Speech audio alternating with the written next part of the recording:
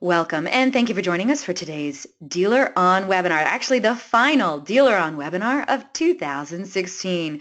Today's DealerOn webinar, the amazing SEM and SEO show starring the beard and the hair. My name is Eliana Raggio, and I'll be your moderator today. Today's webinar is being presented by DealerOn. For anyone who isn't familiar with DealerOn, well, we're an award-winning website development company and digital agency best known for our amazing SEO, the best customer service, and the highest converting website designs in the industry, including the award-winning Chameleon responsive website platform.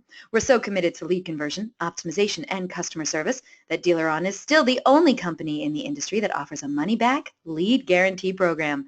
Does your website company guarantee you a 50% lift in leads or your money back? Maybe you should check us out at our gorgeous brand new DealerOn website at DealerOn.com. Also, DealerOn is going to be exhibiting and presenting at the upcoming NADA convention in NOLA. And I got to tell you, we have the best booth around. So stop by booth 1161 and hey, you could even score $100 just for checking us out. While you're getting your NADA on, please check out the speaking sessions from these DealerOn executives. Remember, it's booth 1161. I'm going to be there and I hope to see you there. We have a great show in store for you today. We're very pleased to have Greg Gifford and Shaun Raines as our presenters today. Greg Gifford, the beard, is the Director of Search and Social at DealerOn. He's got over 15 years of online marketing and web design experience and has specialized in automotive SEO for the last 5 years plus, helping hundreds of auto dealers thrive while the industry has struggled during the recession. Greg speaks internationally at both automotive and SEO conferences, teaching thousands of small business owners and marketers how to get their sites to show up higher in local search rankings. He's an international SEO speaker and currently serves as a member of the board of directors for the DFW SEM, an organization dedicated to promoting search engine marketing through best practices. He graduated from Southern Methodist University with a BA in Cinema and Communications, and he has an obscure movie quote for just about any situation. And Greg can be reached at ggifford@dealeron.com. Joining Greg is, of course, the one and only Shaun Raines, the hair. He's the Vice President of Business Development at DealerOn, a true Internet car guy. His automotive Internet career began in 1998 with the Reynolds & Reynolds team that launched Microsoft's CarPoint.com, Cars Direct Connect, Yahoo Autos, Automark websites, and Reynolds Web Solutions. His unique blend of humor and automotive experience has made Raines a sought-after speaker at industry events, including NADA, and NCM, Digital Dealer, and multiple 20 groups. Shaun is a highly respected member of the automotive community, and he can be reached at shaun@dealeron.com.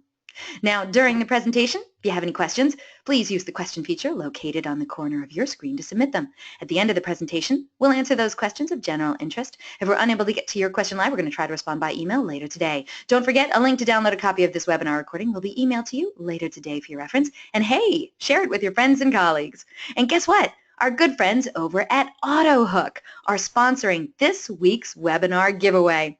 AutoHook is a showroom traffic driver, and they have built the ultimate attribution engine, which tracks that customer through the lead, showroom visit, and purchase, and then delivers a cost per sale that's best in the industry. One lucky webinar attendee is going to win a $250 e-gift card from AutoHook.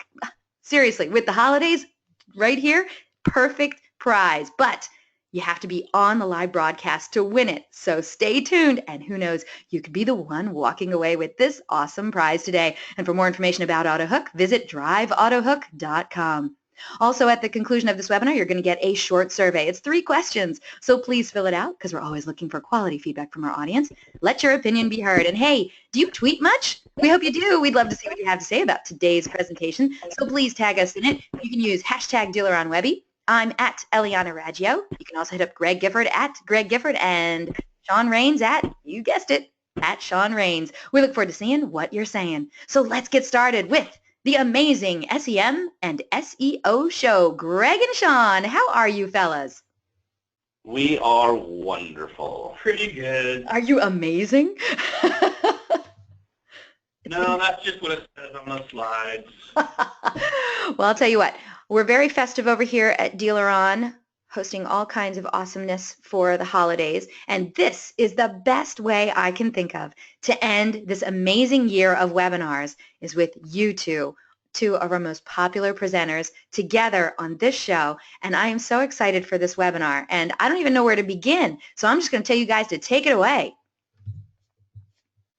All right, so we will switch to our actual cool title slide that shows our download link. So this is kind of a repeat of what we did at Driving Sales. It was a duo presentation. That's the only place every year that will actually co-present on something. So we're repeating it today because it was cool and we wanted to use it again. We thought it was a fitting way to end the year as well. But anyway, if you go to bit.ly/DSES-beard-hair, you can download these slides. And like she mentioned, we're the beard and hair. You guys already know that. The presentation actually is not movies for once. We're game shows today. Yes. So it was a game show style presentation live. It's going to be kind of a private game show for you now as the webinar. So we're going to alternate back and forth between SEO questions and SEM questions. So Shaun and I kind of jump in and jump out. When we did it live, people had to raise their hand and yell beard or hair to ring in. Yeah, and it was a lot of fun. It was, we had so much fun with that. But today, we're obviously not doing that, so it would make this take far too long. So just think your answers in your head or write them down and see if you're right when we come to each question. And at the event, we actually gave out prizes. I gave out movies for correct answers. Shaun gave out Hot Wheels. And we gave out a grand prize. Remember that? We did give out a grand prize. We gave out a grand prize for anybody that actually answered 2 questions correctly back to back. And do you remember what it was? It was a Walking Dead figure. It was Rick Grimes' Walking Dead action figure. Yes. And today there will be a $250 gift card prize. Absolutely. For the correct answer to a specific question that we will be asking later. Yes. Which, by the way, I have no idea what that question is or what the answer is, so thanks a lot, guys.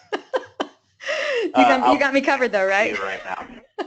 Oh, good. We can handle it. It's good. Wonderful. Also, I want to encourage answers. all of the attendees, please, we're going to have a great Q&A session after the presentation, after the game show. So get your questions in. Any question will do about SEO or SEM for the beard or the hair. We're looking forward to helping you out with all of your SEO and SEM needs.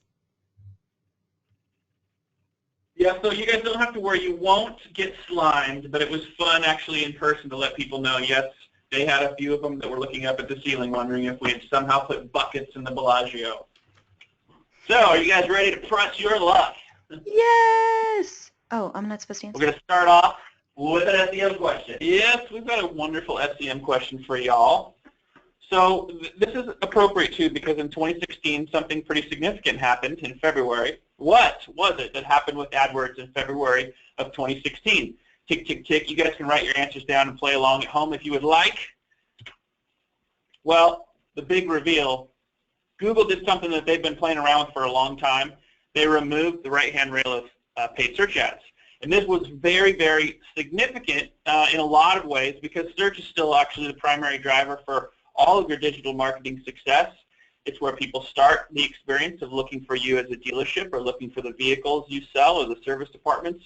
Here's a couple of examples of what it looked like before the right-hand rail was removed. Remember all of these ads down the right-hand side of the page, and they've been there forever, and all of you guys have been like, man, nobody ever clicks on them. And there was some truth to that. There's a small percentage of people that played around in this area. And if you had a provider that really feasted on position 4 or below, you did okay. But what has happened now is, and by the way, all 4 of those red circled ads are exactly the same ad, just different dealers. And unfortunately for GM dealers, GM doesn't really care about this because the Chevy Cruze is going to be sold by one of those dealers, and that's all they really care about it. But if you're the dealer, that should bother you quite a bit. And here's more of the same, where we have the same identical ads being written for a dealership. The thing that you want to worry about now that the right-hand rail is gone is you want to avoid this type of engagement where everything is being done for your OEM through a program that doesn't differentiate you, that gives you no option to differentiate through paid search, because now you've got 4 ad placements that are going to come up above the map pack and before you start to see any of the organic results. And you want to make sure that you have people, or if it's yourself, if you're a do-it-yourselfer, that you actually know how to optimize these ads so that now this placement shows up the right way. And I would I would just warn you that you want to make sure that this is actually on point from a mobile user experience, maybe even more so than on the desktop side. Very, very critical for you to think about, because some of people say, yeah, but I'm just going to keep doing it the same way because I get co-op dollars, and that's exactly the value of your co-op dollars right there.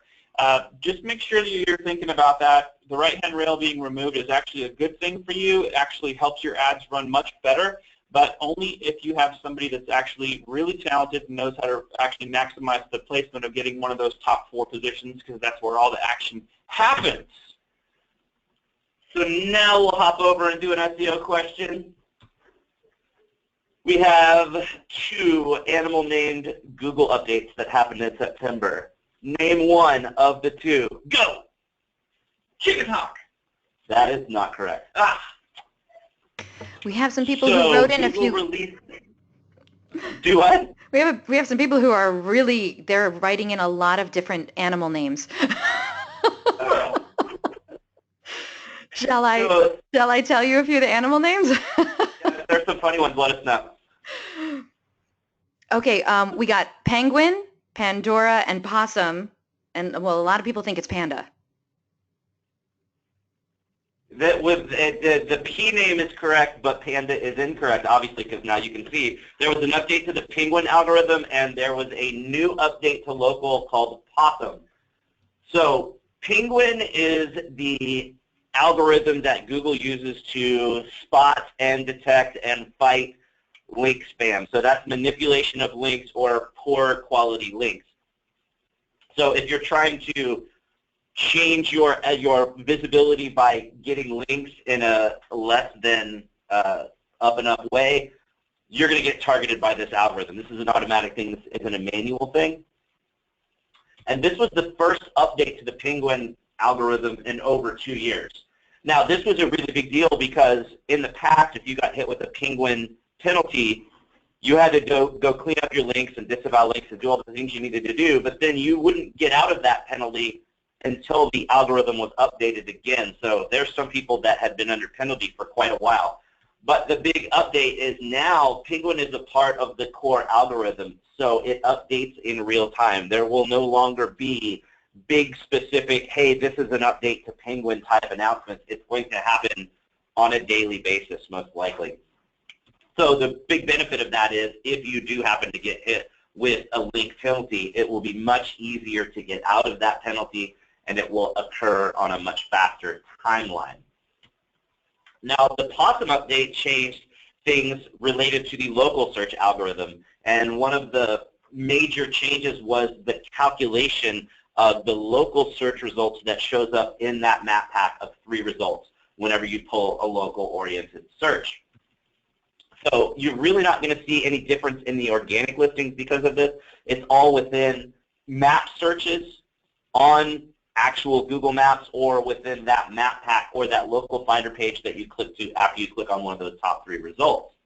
So one of the big changes that we saw is businesses that are at the same address or of the same type might be filtered out. So for example, a lot of times you'll see an office building that has lots of different attorneys in that building, and there may be 4 or 5 different divorce attorneys in that building. After this update, it's a lot more likely that only the best option is going to show and the other 4 will get filtered out of search results. This could potentially also mean that if you have multiple dealerships at a single big auto mall type location, it might filter out some of those other brands and only show the top listed one.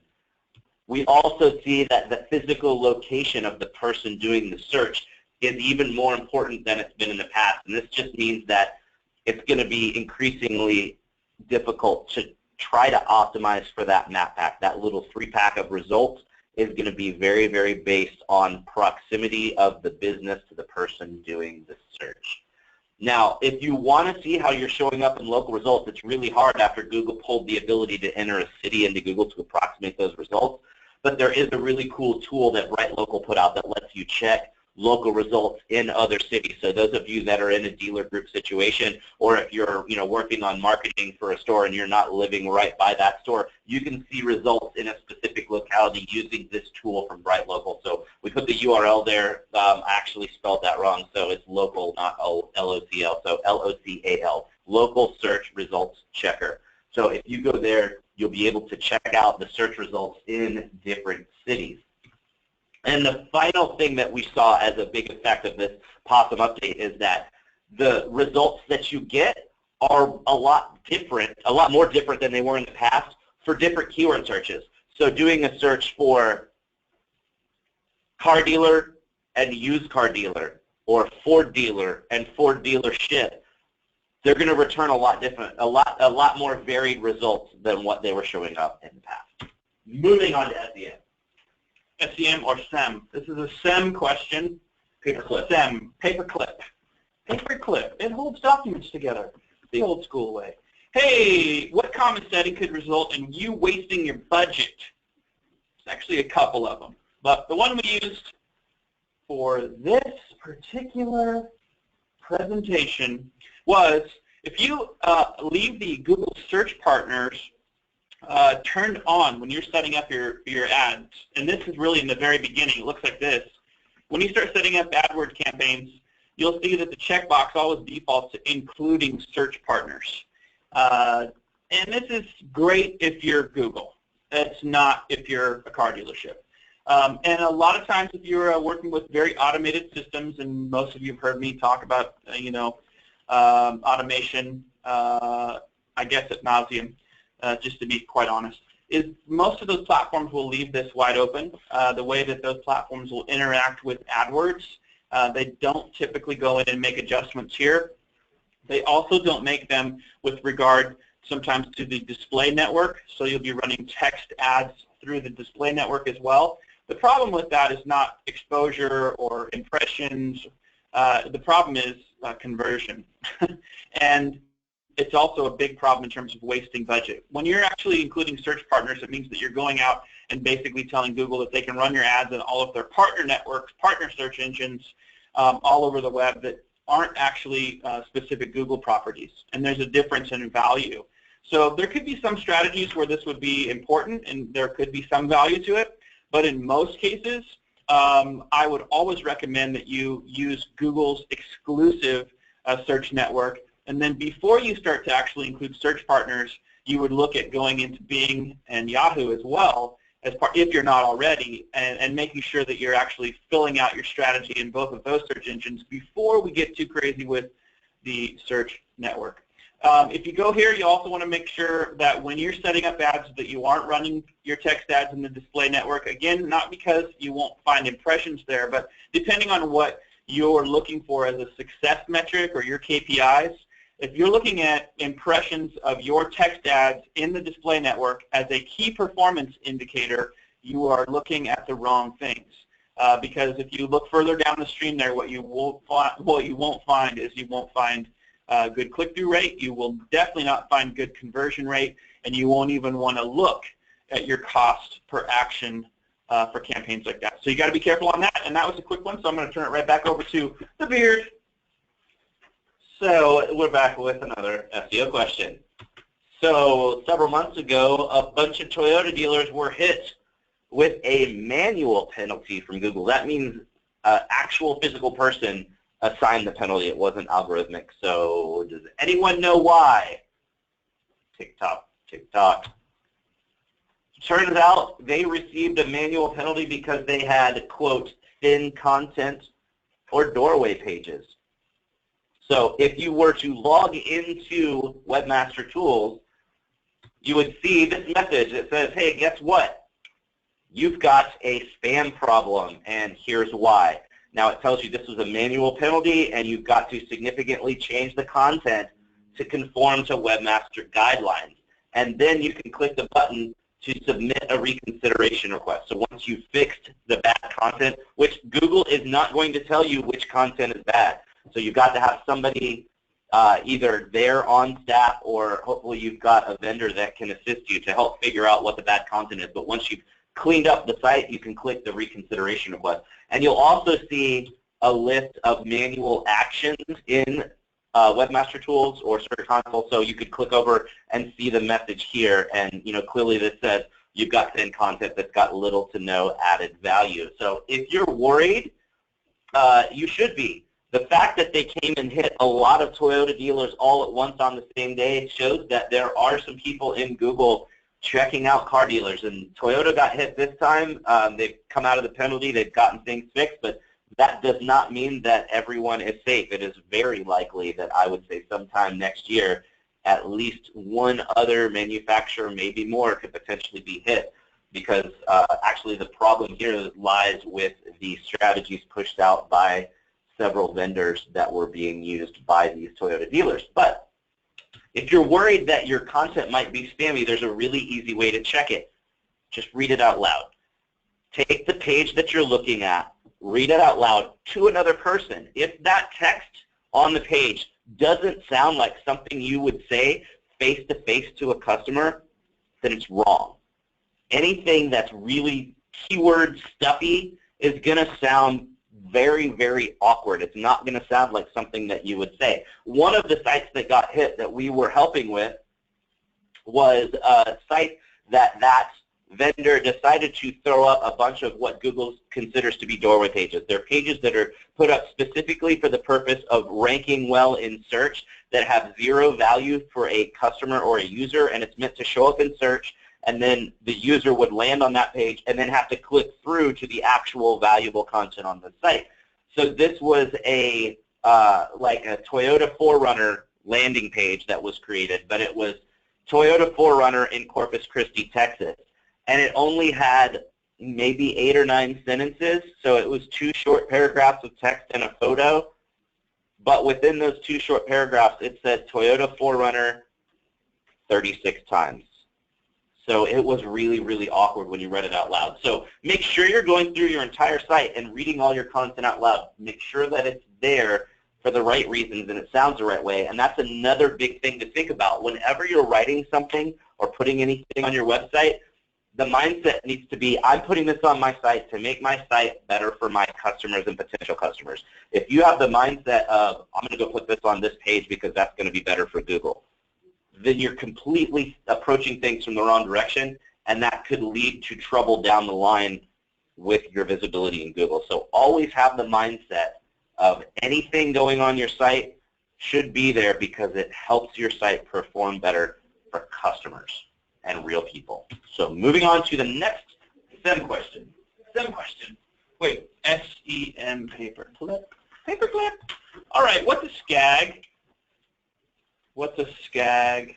What is SCAG? Do you want me to answer that? Yeah, Eliana, what's a SCAG? Oh, no, that's not appropriate for here. No, you tell us. What is a SCAG? Well, when I'm asked about those that DealerOn competes with, no, I'm just kidding. It's a single keyword ad group. It's a single keyword ad group. Oh. So instead of taking your brand, let's say you're a Ford dealer, instead of taking every new Ford model and putting it into one big new car campaign, we take each Ford model and make it its own ad group. F-150 is its own ad group. Fusion, own ad group. Focus is its own ad group. Eliana, the Mustang is what? A cool car. Oh, its own ad group. No, its own ad group. Oh, boy. Yeah, single keyword ad groups. Why would we want to do this? Well, there are a handful of reasons why that I'm most in favor of. One would be quality score. Quality score is going to impact your average position on the page and your cost per click heavily. There is some impact on impression share, minimizes your ad spend waste, their cost per conversion help, increased control over things, it's easier to troubleshoot. So there's a lot of benefits to single keyword ad groups. It's more time consuming though, and you need to realize that it's worth it, but the effort is a little bit longer. Testing could take a little bit longer. People that don't get it might think you're ludicrous and that that's unnecessary. But what will end up happening is, especially if you're in a very competitive market and you're competing against somebody that is using an agency or a vendor that doesn't set up single keyword ad groups, your campaigns will outperform them, provided you are doing all the other things as well that you need to be doing for optimal performance with your campaigns. Single keyword ad groups are just more relevant, so Google rewards that with your quality score. And when your quality score rises even just a point above someone else, it has a tremendous impact on the things that you should care about, which is how much you're paying for that click, and perhaps even more importantly, where you're showing up on the page. Super important that you guys are setting up single keyword ad groups. So this one's going to be a little bit longer, but this is a very fitting question for the end of the year because we know a lot of dealerships are evaluating their relationships with their vendors and potentially pursuing new partnerships leading into the new year. So name, wow, there's another typo. It's the end of the year. Forgive me, guys. Sorry. Name one reliable way to spot a shady SEO provider. They can't spell. Okay. Name one reliable way to spot a shady SEO provider. So I'm going to give you several methods here to kind of spot the shady guys. One that's not in here that's always something that should be at the forefront of your mind is SEO is not cheap. If you have these local guys knocking on your door saying, hey, we'll do your SEO for $1,000 a month or for $800 a month, all they're doing is taking your money. SEO takes time, and nothing's that hard. It's just tedious and time-consuming, but that means there's butts and seats doing the work, and that means you got to pay for those people's salary, and that company still has to make some money off of it as well. So you just can't get it cheap. So that's one way. But also, really crappy duplicate content. So this is coming from actually a major provider within automotive that they will write these posts, and this one here was the Hyundai Accent AC repair post, which seems all well and good until you realize that they also wrote it for the Elantra and for every other model in the Hyundai lineup, and all they do is change out the name of the model, and other than that, the post is exactly the same. And then they will take that chunk of posts and rewrite every single one of them 15 to 20 times for all of the cities and surrounding cities in that metro area. So you end up with anywhere from 60 to a couple hundred posts on your site, all exactly the same. And so the way you check that is you can see right here you've got that little sentence fragment that's highlighted in gray. So you go in and you find a pretty significant section of a sentence, but it can't mention your dealership name or the brand that you sell or your city. But you highlight that, and then you go to Google and you do a search in Google for that sentence fragment, but you search inside of double quotes. If you just search the sentence fragment, Google's going to show you approximate matches. If you do it inside of double quotes, it's only going to show you the exact number of sites that that sentence fragment shows up on. So for this sentence fragment here, we did the search, and it showed up on almost 42,000 other websites. That is not going to help you when it comes to SEO. And another really, really fun one is clearly outdated SEO tactics. Now, obviously, you have to be a little bit up to date on what current SEO best practices are, but that's not hard to do. Most of you guys are following these webinars every month, and a lot of times we're going to have an SEO webinar several times a year at least, probably more often than that, that will talk about current best practices. You can read our blog. You can watch our Wednesday workshop videos. You can go to Search Engine Land, which is the premier news website for SEO-related stuff. You could go to Moz, which is an SEO tool company. You could read these blogs and very easily kind of know what the most common best practices are. Now, here's a really fun example of a request that came in, again, from another major automotive SEO vendor to a dealer that was on the DealerOn website platform, just not using us for SEO. And so the title tag is the most important SEO element on the page, and they were requesting that they place the dealership name first in the title tag. You should never, ever, ever, ever do that because your dealership is the only dealership named that, so you're always going to rank #1 whenever someone searches for the name of your dealership. So you don't want to waste the most valuable spot on the page optimizing for a phrase that you're already going to show up really well for. Second, they asked for the dealership's phone number to be placed in the title tag. Nobody is ever going to search for you by your phone number. If they know your phone number, they're just going to call you. They're not going to go to Google and Google it so that then they can turn around and call you. So again, completely wasted space. Then they have Honda dealer, Palo Alto, San Jose, Fremont, California. And then they put California as an abbreviation. no one's going to search for Honda dealer, Palo Alto, San Jose, Fremont, California, California. So again, wasted space. Then the second part there, the meta description. Now this is behind the scenes code. It doesn't show up to humans on the site, but it's what populates the 2 gray sentences underneath your blue link when you show up as a search result in Google. So it should be kind of approached like AdWords copy. It should be enticing. It should be exciting. It should make people want to click through to your website. And they just have Honda dealership and then like 20 cities. It's not even a complete sentence, so it's completely wasted. Then they asked us to fill out the meta keywords. All of the search engines, not just Google, but every search engine, stopped using meta keywords over 8 years ago. So this isn't just kind of out of date, or this isn't just a different spin on a normal tactic. This is asking us to do something that hasn't worked in over 8 years. So again, complete waste. Then even worse, here's what they wanted on the home page, just a couple of sentences and then some bullet points.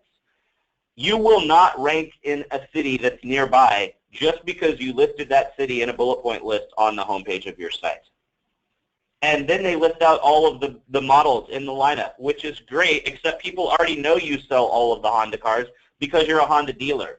And even worse, if you're going to do this, at least link to an inventory search for the Accord so they can click on Honda Accord and go over to it. It's completely pointless this way. And again, remember what I said earlier.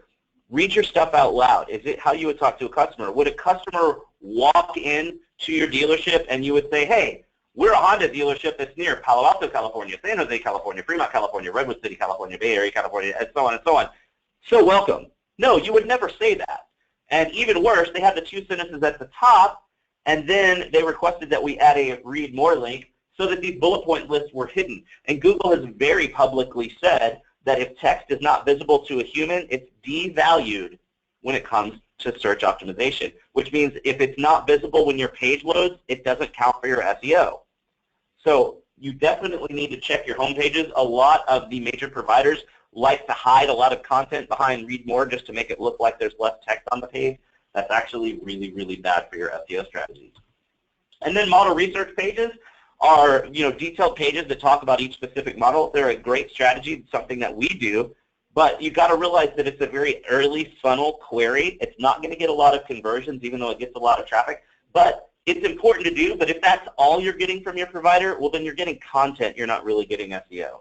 And another flip side of that coin is if all you're getting is blog posts. Blog posts, again, very important piece of the overall SEO strategy. But if all you're getting is blog posts, well, then you're paying for content. You're not paying for SEO. And here's another popular one.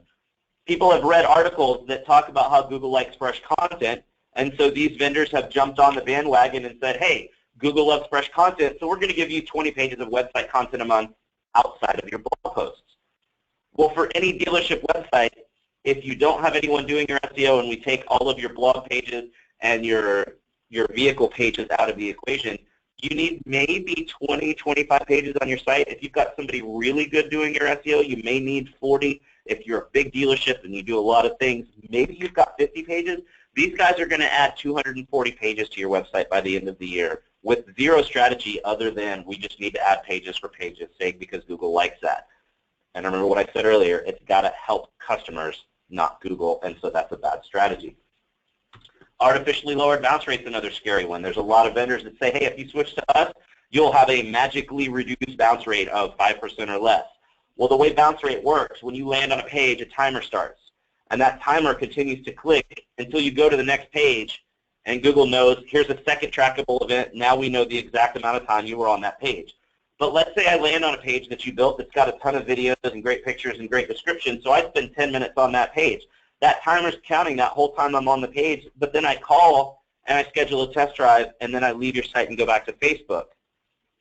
That's going to show as 0 time on site and a bounce because I'd never conducted a second act for Google to finish that timer. So what these companies do is they just set up a script to run and just ping Google Analytics with a fake page view or a false event every second or two, and that way it's going to look like you've got a very low bounce rate. Now, these guys didn't do anything. This website platform and this SEO provider is not so ridiculously better than everybody else that magically all of a sudden nobody's bouncing off of your site. All they're doing is changing the way that the reporting works. They're not actually changing customer behavior, so that's really scary. And then when you go to an SEO provider, They're the experts. You're going to them because you want them to know what to do to help you be better. So if they give you a menu of services and say pick out something, whatever you want, what you think you need, and that way you have a custom package that you can afford, well, that doesn't really work, because how are you supposed to know what works well? So that's a pretty shady, scary thing too. Guaranteed ranking is impossible. No one can guarantee a #1 ranking, especially because Google's going to change every single user's results based on their personal search history and off of their location. So between localization and personalization, every user is going to see slightly different results. So when someone's showing you a ranking report, that's based off of what one computer sees that has no personal history. So it's not a realistic view of what humans see. But even still, you can't guarantee a #1 ranking unless you're trying to go for a phrase that's so obscure that no human would ever type it in. And then who cares if you rank #1 for a couple of hundred phrases? If no human ever searches them, it's not going to bring you any additional traffic. And guaranteed links are scary too. Links have to matter. They have to be relevant to your site. There's no way to guarantee a set number per month because it's really hard to get links. So they're probably buying links, which would then get you into a penalty situation. And please, if you're paying for SEO, you should be getting a monthly report. If you're not getting a monthly report, how do you even know that they're doing anything? So make sure you're getting a monthly report at a minimum. And make sure your report shows more than just keyword rankings. A lot of vendors out there will just say, hey, here's your monthly report, here's the keywords you rank for, but that doesn't tie into your bottom line. It should show your organic traffic and your leads over time and how they're increasing. And boom, time for another paperclip question. Where'd Shaun go? Shaun went to sleep, sorry. Oh, wow, I'm back. Okay. That was a long one, I'm sorry. Sweet. Okay, I was able to have like 3 cups of coffee with Bailey's. It's Christmas time. Just kidding. What's the next question? Can you optimize paid search? That's a great effing question, and I mean fishing question with a PH. Just kidding. How can you optimize the paid search ad? Well, you can in a multiple ways, including the mobile version as well. So we're going to talk about that a little bit. Ad extensions, there's a whole bunch of them, and all of you guys should be doing them. And if you're going to put things like call now in your ad, make sure that your phone number is there. If you guys saw any of my presentations this year at any of the conferences, you might have remembered that I actually pointed out some ads, some actual ads, where dealers are running things in their ad copy like call us now, but they don't put their phone number in. So the phone number is your call extension. You have to realize that in paid search now, that the whole playfield is really, really changed from, let's say, a year ago, 5 years ago. People don't have to visit your website now. If you're actually really, really smart in what you're even doing with paid search, somebody may not, you need to realize that if you can get the one-to-one phone call, it's actually better. I know, yes, we sell websites, and so you want to have that as part of your complete strategy. But optimizing what you do with paid search means that you're giving somebody the option to convert before they do anything else. They don't even leave the search results from Google, right? Because they found your phone number. And there are a lot of people that still use the internet like a phone book, like old guys like me. Like, I didn't know what a phone book looked like. In fact, I used to use a phone book, and then I'm old enough that I even used the big fat ones when my kids were small and they were really cheap booster seats. So nowadays, though, you have people that actually are going to use the internet and they want to find your phone number. So if you're not putting out ads with call extensions, you are missing out on people who just want your phone number and they'll call you directly from the ad. You're also missing out if you're not putting in location extensions. If you're not setting these things up properly as a mobile ad, the example on the screen is actually a desktop ad. If you're not setting these things up like dealership ads, used to be called DLAs before the switch over and the change, but a dealership listing ad is going to give the mobile searcher 2 options with 2 very clear calls to action that happen to be the most popular calls to action for mobile users. That's directions and phone call. So you want to make sure that your ads are fully optimized with all of these options. When you talk about site links, you need to think about what you're putting on your ad in terms of copy. Browse our Toyota inventory and specials online today, save big. Okay, well, this makes sense that we're going to put our new inventory as a one-click, our pre-owned inventory, one-click directly into either of those sections of the website. Contact us, probably good to put there as well. And then service department. In this particular ad, I don't know that I would put service department as one of my site links, but you need to be very, very thoughtful in terms of your approach of how you're optimizing these ads, because Google is not done in terms of coming out with ways to actually optimize the ads. You guys might have seen the video that we did a few weeks back on message extensions specific to mobile, right? So now there is a mobile ad extension for people to message you, which you, of course, are going to set up through a mobile phone, but it gives people directly from the mobile device the ability to start messaging you, kind of like having a text conversation, and you can customize that whole experience too. Again, that's optimizing just the ad format and the ability to communicate with somebody one-to-one, immediate frequency, before they even go to your mobile version of your site, or in this case, the desktop version. So you might have heard me talk about ad extensions and think you know all about ad extensions, but I guarantee you, if you do a little bit more homework on ad extensions and then make sure that you're running them, not just that somebody's actually throwing it up, but they're actually using ad extensions intelligently based on even what your ad copy says, the better you get at dialing in your ad extensions with the ad copy that you write, I guarantee you it will have huge, huge, huge result implications for how your campaigns run. So this one's almost sort of a trick question because I mentioned it earlier. Name the most important on-page element for SEO. So when you're optimizing pages on your site, what's the most important thing to optimize on each page? Boom. The answer is your title tag. The title tag is the most weighted element for on-page SEO. But I'll run quickly through the other elements that you should be optimizing on every page of the site. So you got to make sure you have location information included in your title tag. And remember, don't put your dealership name first.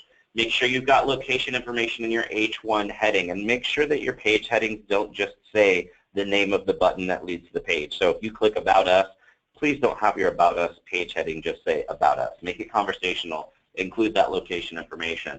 Make sure you've got your location information in the actual page content.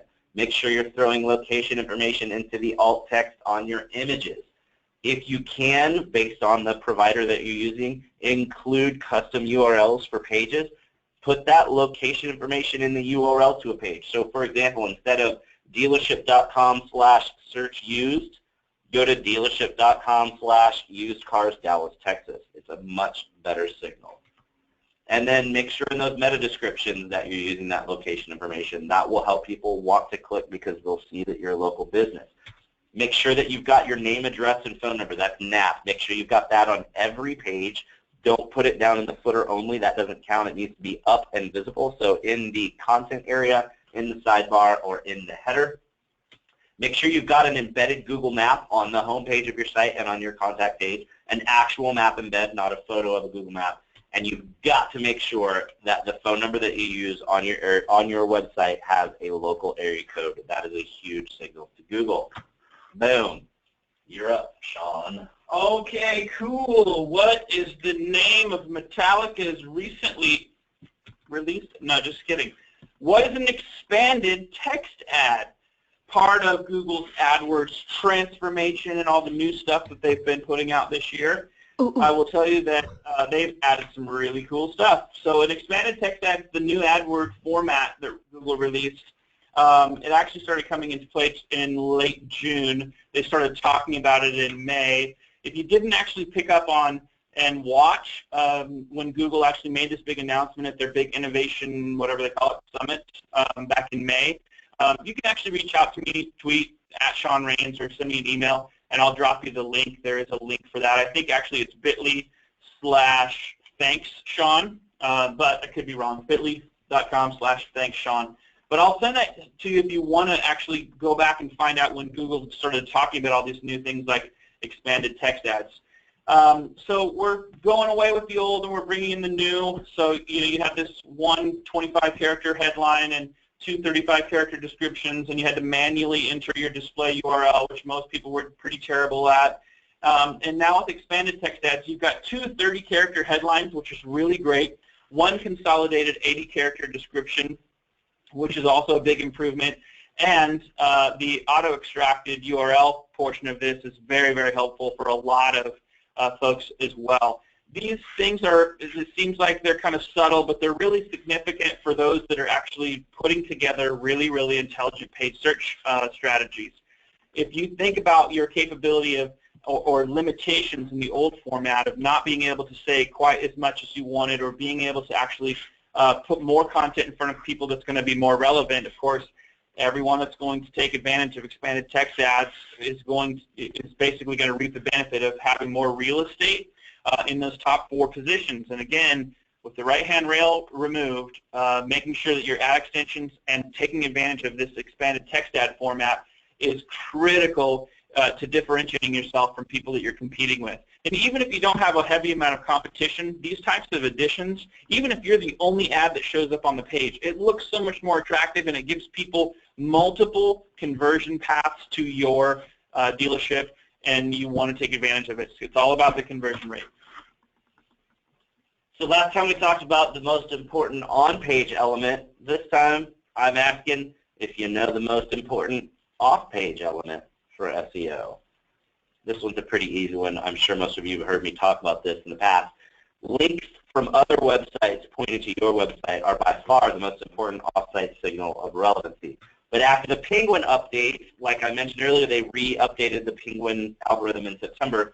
Links are no longer a numbers game. It matters where the links come from. And because of that, most people that are doing SEO, if they even attempt to do link building, which most automotive SEO providers don't, but if they do attempt it, they're only going to go after links from sites that have a lot of authority, that really high authority, like Huffington Post type sites where you get a lot of value passed with those links. But, pro tip, when you're talking about local SEO, sometimes those low authority sites are awesome.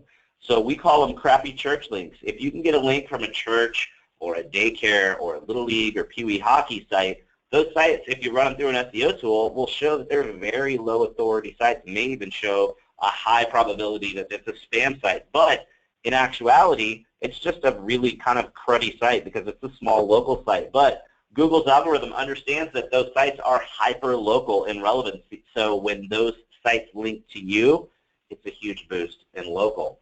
So if you need ideas to get some of these local links, I wrote a post in Search Engine Land last year. So you can go to bit.ly/local-link-ideas and get kind of a springboard that you can use to jump off and get a lot of really cool local links.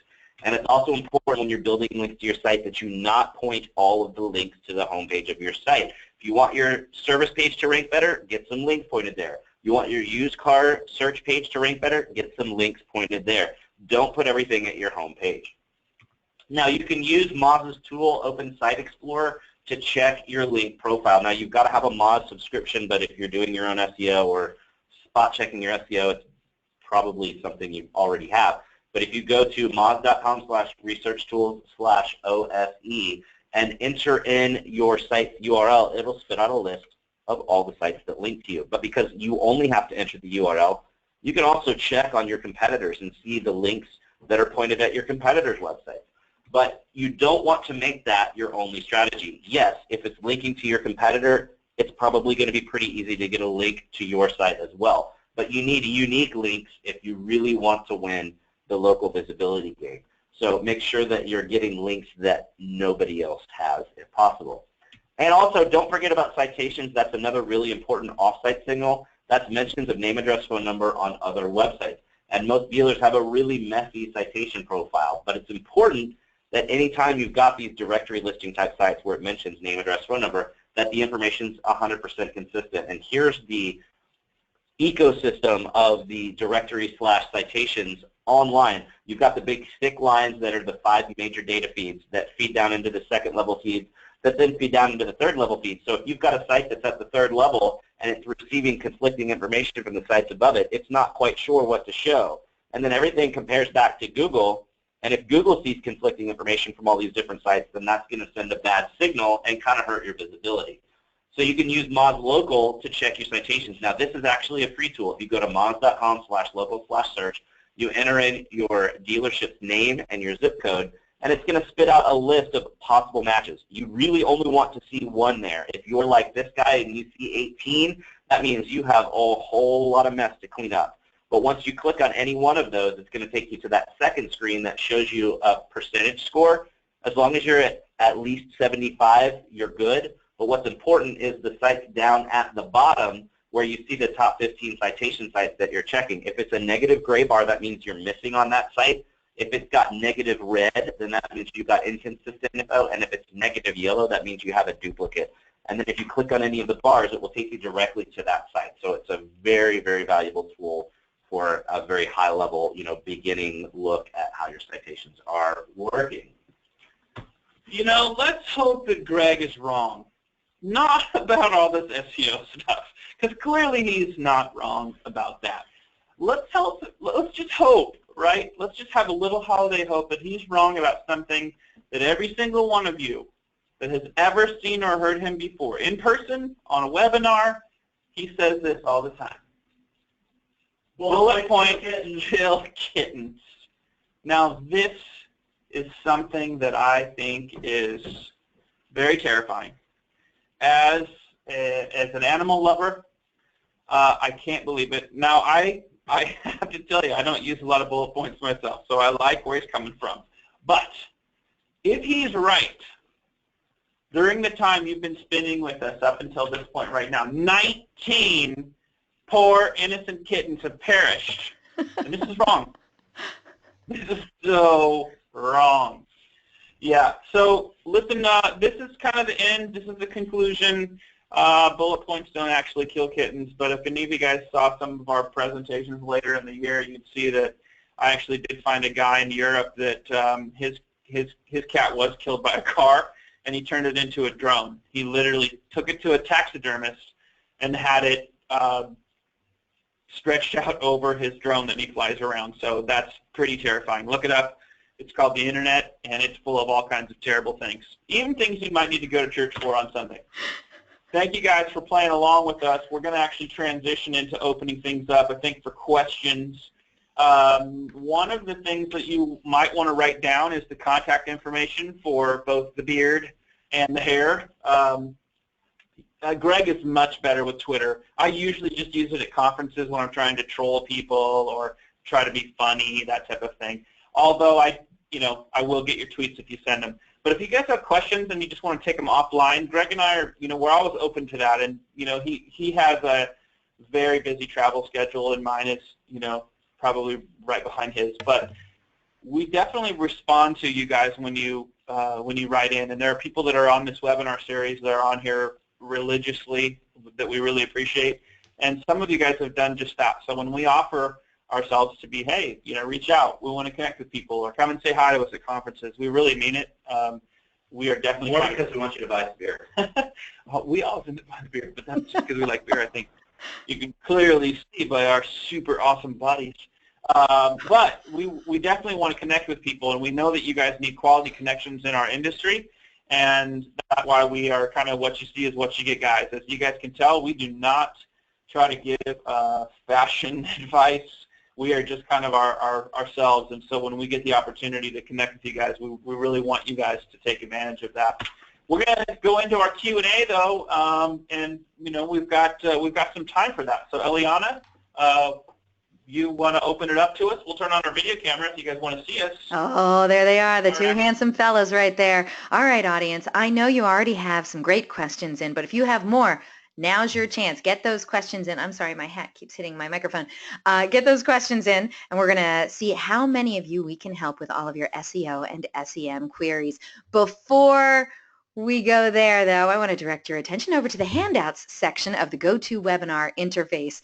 Over there, you're going to find a copy of today's slide deck. So if you'd like to download that, you have until the end of this broadcast to get that done. Now, if you were here at the beginning of the webinar, then you heard me announce that our good friends over at AutoHook are actually sponsoring this week's webinar giveaway. AutoHook, as you know, is a showroom traffic driver, and they've built the ultimate attribution engine, which tracks that customer through the lead, showroom visit, and purchase, and then delivers a cost per sale that's best in the industry. One lucky webinar attendee today is going to win a $250 e-gift card from AutoHook just in time for the holidays. So everyone, I need you to get ready, get to your keyboards. First person to write in the correct response is going to be winning this very awesome, very timely prize today. Good luck, everyone. I actually don't know what the question is, but I do know the answer. So good luck, everyone. All right, guys, what do you got? So the question is, what is the total number of conferences that we, the Beard and Hair, spoke at in 2016? Attending doesn't count. It has to be something we actually spoke at. So total number between the two of us. Go. Okay. Well, lots of numbers are coming in. I welcome you to guess several times. 2 people have come very close, but they haven't gotten the number. 5, 6, 7, 8. Go ahead, keep guessing. I don't care. I'll stay here all day. Oh, we have a winner. Look at that. That's right. Jessica Klappa, you're our winner today. She had the correct answer of 47. 47, Jessica Klapper. Congrats, dude. I'm writing her name. Way to go. Nice guess. Jessica, yes, she said yes. Jessica, what dealership are you from? And have you seen them at all 47 conferences is really the question. Jessica is with Andrew Toyota in Milwaukee. Oh, nice balmy 70 degrees over there in Milwaukee today, is it? Third Ward is a fantastic place this time of year. Holiday spirit right down there. She said, all right, congratulations, Jessica. You are going to be getting your $250 e-gift card directly from AutoHook, probably within a couple of hours. So spend it wisely. Shoes are always my recommendation on that. Congratulations. Of course, you know, not everyone can win a cool prize on a DealerOn webinar every time, right? We had one prize today, but you know what? We give away cool prizes every week, so come on back to another DealerOn webinar, and who knows, that could be the day. We have a bonus question. We have a bonus question. Do we have a bonus prize? You get 1,000,000 points. You get 1,000,000 beard and hair points that can be redeemed in beers at conferences. If you can guess which Christmas-themed tattoo Greg has on his right arm. What Christmas-themed tattoo does Greg Gifford have tattooed on his right arm? Go for 1,000,000 beard and hair bonus points that will be paid back in beer or wine or something kind of like it at a conference with us in person. It's something he just got. It's not like one that he had before, right? Hey, what? No, just doesn't matter when. I want to guess. It has to be. Somebody might guess that. No hints from you, Elf. No. Okay, well, I don't know the answer, so am I just supposed to read all of them? Just start. Well, we don't see. Just here. I'll text it to you. Okay, here we go. Chris Villegas says Die Hard. Brad Pascal says Christmas Vacation. Adam Denault says Santa. Oh, Die Hard doesn't count as a Christmas movie, though. No, it does. This is a huge debate in my house between myself and my wife about whether Die Hard is a Christmas movie or not. So technically that's right, but that's not the answer we were going for. Yeah, that's not the answer we're looking for. Sorry. Just to lay this one to rest, Die Hard is a Christmas movie, okay, people? All right, let's see. We have Adam says Santa. Lisa says Grinch. Yukiko, hey, how you doing, Yukiko? Says Elf. Brad says Grinch. Tony says Grinch. Robert says Grinch. Adam says a stocking. Jennifer says Christmas Vacation. Celeste Berner says Home Alone. Let's see. Tony says The Grinch. Nathan says Uncle Eddie. Yukiko says Eggnog. Oh, Tiffany is guessing The Nightmare Before Christmas. Good guess. Adam says Die Hard is a Christmas movie. Yeah. Jessica. It is, but that's not the Christmas movie. This is a clear Christmas perennial favorite. In fact, it has a marathon showing every year. Oh, you just totally wrecked it. Okay, let's see. We have South Park, Jingle Bell, Frosty, Mistletoe, Scrooge, Charlie Brown, Frosty the Snowman, Elf, Christmas Story, Ralphie, Christmas Story.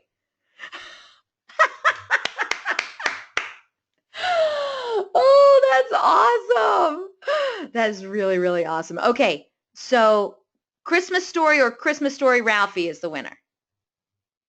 Yes. First person to write in Christmas Story was Chris Villegas. Congratulations, Chris. You have won 1,000,000 beard and hair points. I hope that is everything you ever wanted in life. Hope you like it here, Chris. Okay. And I hope you come to the conference. All right. Don't worry, we'll get you an Uber. You'll be safe. Don't worry. Beautiful, beautiful. Okay, let's go to the next slide. Chris, by the way, our winner of the 1,000,000 points, says, I would like to thank the Academy. Um, oh, and Brad says, oh, it's too bad Chris isn't going to any conferences anytime soon because I'm his boss. Ooh. Ooh. Oh. All right. Who has the hairpiece? Okay, and then Chris says, and then there's that. Okay, so let's scroll up. Let's get to some of these questions from our audience. Gentlemen, are you ready? Yep. Okay, first question comes in from Brad. Brad says, question for the hair. Now that we learned that Google has text extension, is there a program similar to Edmunds.com, or I'm sorry, Edmunds car code that you can use in a BDC to handle those texts? No, not yet. Nothing that has enough data behind it that I would recommend, but we've been testing on that extension pretty extensively, and if something comes up, fortunately I talk to you pretty frequently, I'll let you know, but nothing, I also want to have enough data behind something that before I would say, yeah, I would recommend it, but I'm sure there will be something soon. There's still so many dealers that are not even playing around with that extension, so we need to get a little bit more data behind us before we have something like that, I'm sure. Okay. Brad, if you have a follow-up question, please let us know. All right, next question comes to you from Keith. And this one, I believe, is for the beard. Now, just so you know, Keith asked this question, Greg, when you were talking about those updates, Panda and Possum and such. Okay, so Keith said, how about if you have a portal site for multiple dealerships? Can it affect the portal site? No. Your portal site's not really going to rank that well anyway because it doesn't have a physical location associated with it. But yeah, it's not really going to have any effect on your portal site, so you're okay there. All right, great. Greg, thank you very much. Keith, if you have a follow-up question, we're always here for you. Okay, just a couple more questions, and then we'll let you guys go. Next question comes in from Robert. Robert says, what if my main competition in town uses your web platform and digital advertising? Is one going to show up higher than the other based purely on spend? Because we want to beat them. Robert, that's an excellent question. Greg, Shaun, who can help out? Oh, he's giving it to me. Look at him. Well, he's asking about digital advertising. So whoever spends the most will win. No, No, it's not that way. It's all really, it goes back to the searcher. What are they looking for? So you could say, well, what if they're looking for the exact same identical search? Then, yeah, sometimes budget could be what wins. And that's just a fact, but that would be whether you're using anyone else's web platform as well. So if you had someone else's web platform, and this is around digital advertising, and you're spending the same amount, or you're someone else is spending more than you, it wouldn't matter who the website platform is. So if we're the website platform and you're spending identical, you're going to be in the mix. The differentiation is going to be around, ad copy and budget and maybe bid adjustments, those types of things. But we don't give any preference to one or the other, and we don't control how Google decides to give preference, to how the budgets that might be identical in that area. But we don't run up against that frequently, where the budgets are identical, and of course we try to make sure we have a balance of that across the platform in those kind of competitive cities. So if you have that, and I don't know where you're at, and if you're in a city where you think you're spending identically to somebody that is also on our platform, my recommendation to you would be, and I'd be happy to actually participate on a call like this, is to get on a call with our team, our Digi Ad team, and figure out how we're making sure that strategically you guys are getting the biggest bang for your buck. Ultimately, you and your competitor are going to get a lot of love and a lot of clicks, even if you're both using us. But I would recommend getting on a call if you have that exact situation going on and that's your personal experience. We'll be more than happy to help you with that. Thank you very much. All right, Robert, if you have a follow-up question or a concern you'd like to voice, hey, we are here for you, my friend. Okay, we're going to be closing out the show in just a few more minutes. We have a few more questions to get to. I almost forgot, but I didn't. I wanted to, of course, congratulate Jessica Klappa on her $250 e-gift card win from AutoHook. And also We want to, of course, thank our good friends over at AutoHook for their incredible generosity. For more information about AutoHook, please visit driveautohook.com. All right, back to the questions, everyone. Next question comes to you from Ray. I believe it's for the beard. He says, are standard text ads going to disappear in 2017? For you. Oh, I'm sorry. The hair. Not that we know of. Obviously, there were a lot of big changes in 2016, but most of the rumors I've heard about search for 2017 don't include standard text ads disappearing. Actually, in February, everything goes to expanded. Well, but that, Google said if that's what your question is, standard versus expanded, then yes, but that's still a text ad. That would be considered your a text ad. As far as, is that what you think they're asking? I think he's asking expanded versus? Yeah. Yeah, if he's asking that, then yes. Yeah, same way that they did with the URL change, where you don't have to do the manual entry there and it automatically does that. And yes, that's coming. But as far as the bigger changes for 2017, I would say one thing that I would be looking for is LinkedIn. There's some rumors that they might add some remarketing, which would be really, really interesting for our industry because they don't have anything like that, but there's some rumors that there might be. That would be a really cool thing. But text ads will be expanded like they should be right now, and you should be very happy about that. Okay. Ray wrote back and he's like, I heard that they will no longer show standard text ads. Ray, who you been hanging out with? Where'd you hear that? If it's standard versus expanded, then you're right. They will all be in that expanded format that we talked about. Yeah. Okay. All right. So that won't even be an option. All right. Ray, thank you so much for bringing that up to us. Appreciate it. All right. Next question comes in from Michael. Michael says, AdWords dynamic search ads. Good or Hey, bad? guys, how come nobody's asking questions today? You were so thorough, dude.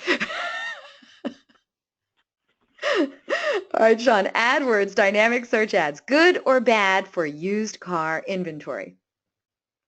Oh, man, I feel like somebody's baiting me. Really? You're getting me. That would be Michael. Yeah, well, okay. Yeah, how do I nicely talk about this? Yeah, it depends, right? So there's a lot of it, right? Most of the providers out there will offer dynamic used car ad capabilities. DealerOn does as well, by the way. Although there are some out there that think that we don't or that we can't, we can, and just about everybody can. Here's the thing I'll tell you about dynamic is I would probably experiment a little bit with how successful you can be with dynamically run used car text ads, AdWords campaigns, against if you have, or I should say versus, if you have a vAuto or First Look or something like that, a used car intelligence tool, taking your top, the easiest thing to do is take your top 10. You can get into your top 15, your top 20, but take your top 10 or 15 selling used cars and build campaigns around what you know already works and what people click on. And what you'll end up finding out typically is that your cost, your CPA, or to us in the auto business, your cost per lead is going to actually be much lower, and your conversion rates oftentimes will be better through a manually well-run, takes a little more effort, but well-run, manually run used car campaign versus dynamic. So dynamic is a nice to have because of its kind of, can I say sex appeal? It's kind of, it's kind of cool in that yes, you can. You just plug in your used car inventory and all of a sudden these, the ads show up. And there are some other technicalities that get brought into this, but the thing that's of concern is you are now having these automated ads run on vehicles that nobody gives us, that they don't care about that much. So that's of concern because your budget's going to go towards trying to promote vehicles that may not get you what you really want, which is a lot of quality at bats.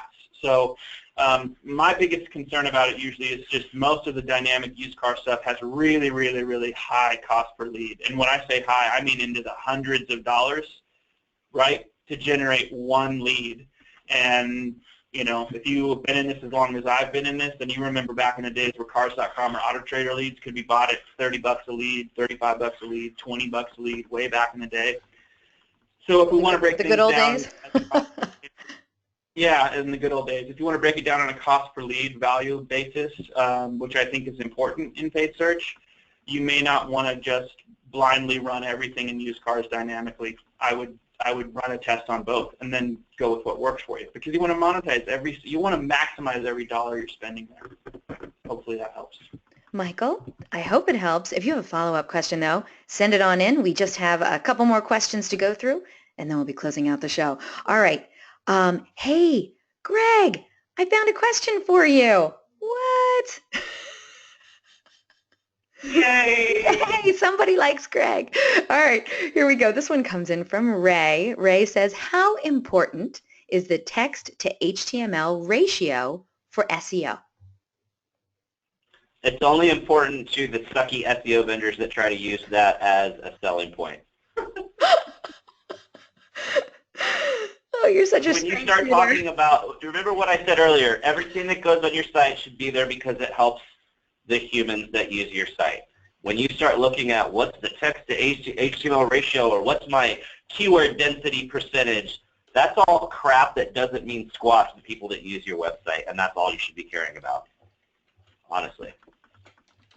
If you have a page that clearly helps your users and says everything it needs to say in 3 sentences, then that's going to be a lot lower text to HTML ratio than a page that has 5 paragraphs on it. But does it mean that that's not the right way to do that page? No. Okay. It matters what the content of the page is more than anything else. Okay. Thank you. Thank you so much for the question, Ray, and thank you for the answer, Greg. Okay. Adam wrote in, how about Hangouts as text program? I have no idea. Hangouts and text programs? Google Hangouts? I'm not sure what that question refers to. I didn't either. I thought maybe you guys would know. Adam, hey, write back in and just like expand on that a little bit for us. How about Hangouts as text program? That's exactly what he wrote with a question mark at the end. Adam, you there? No idea what he he means texting over the internet, probably BDC. Okay, Adam wrote in, using Google Hangouts for your texting program. I don't have any experience with it, so I wouldn't want to comment on it. Yeah, I don't do anything with texting, so I'm not the right guy to ask for that. Sorry. Okay. All right. Adam, not this webinar, but another webinar. We're going to get that answer for you. Okay, my friend? All right. Ray says, this has been a really great webinar. And of course it has. Thanks. And by the way, Tiffany wrote in, and she says, would you please tell Shaun to accept my pending friend request on LinkedIn? Why, yes, I would, Tiffany. I will certainly tell him. Live on this freaking webinar. I try to tell people, I was thinking it was going to be like Facebook, and I've had to start telling people, like, if I don't know you, I may not accept you on Facebook, because I love everybody, and if I see it, it's all cool, but this has been the year for me to realize that my time is way more valuable than most of the people's comments on Facebook that end up in my feed, and I don't have time to manage it. So yeah, same thing for me. Like that's a big hint for you. Big tip for you guys when you go to conferences. Don't friend request the speakers at the conferences unless you're like friends with them and you like hang out and have beers with them at multiple conferences. Don't even try to friend request them on Facebook because they're not going to accept it. And then you're probably going to have your feelings hurt, and they're going to have to awkwardly explain why at the next conference. Get in the circle first. Use LinkedIn or Twitter. You can follow people on LinkedIn or Twitter without them having to accept it. So that's the way to connect. Facebook's personal, so you got to kind of be careful when it comes to that. And just so you know, Tiffany, neither one of them accepted my connection on LinkedIn either. So, but Shaun's going to do it right now. What's Tiffany's last name? Tuft. What's her last name? Tuft. Tuft? Okay. Tiffany. We got you. We got you. He just did it right there. Done. Okay, Ray said, you mean you don't want to know what I had for lunch? All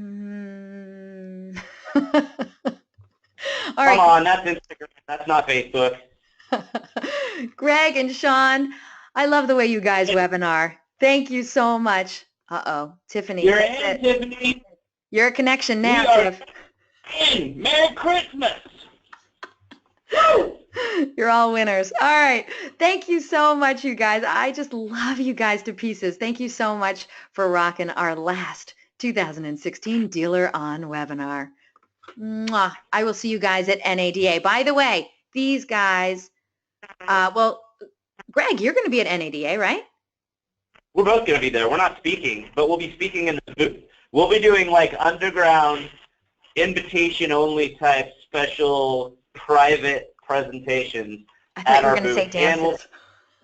we'll be shooting fun video stuff too. So if any of you guys want to get in on a fun video, just come by the booth and let us know. Bring a funny hat. It always gets you on the video. All right.